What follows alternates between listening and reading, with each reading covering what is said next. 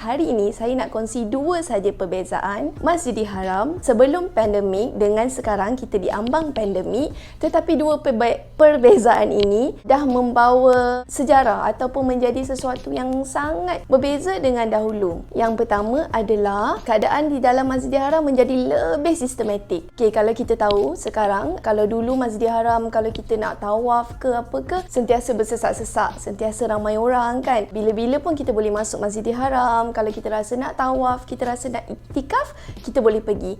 Tapi kini sangat berbeza keadaannya, di mana kalau kita nak buat umrah, kalau kita hanya nak solat jemaah, semua kena apply permit dulu melalui apps yang telah ditetapkan, dan dia hadkan setiap hari berapa sahaja orang yang boleh masuk.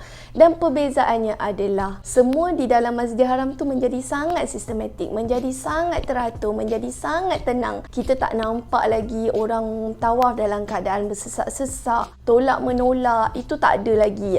Akan menjadi sangat smooth lah.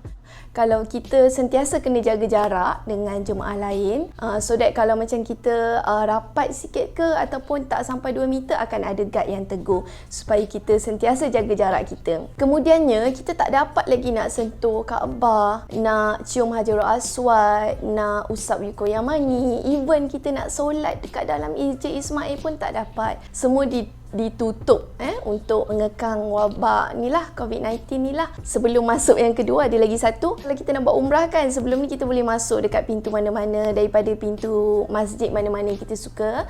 Tapi kali ni tak boleh. Kita hanya boleh masuk dekat pintu yang dihaskan dan juga keluar pada pintu yang dihaskan untuk keluar saja.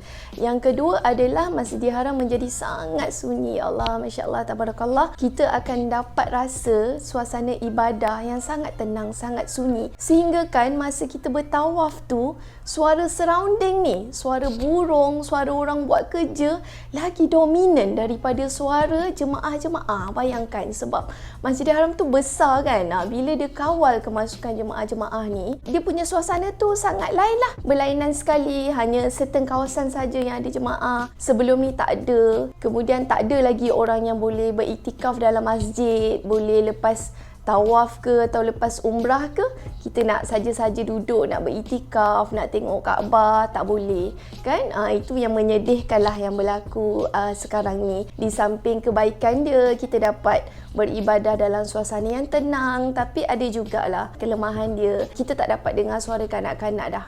Sebab syarat kemasukan ke Masjidil Haram hanyalah untuk orang yang berumur 18 hingga 65 tahun sahaja. Okey, itu sajalah setakat ni saya kongsi suasana Masjidil Haram, keadaan yang terkini. Sekian, terima kasih. Assalamualaikum.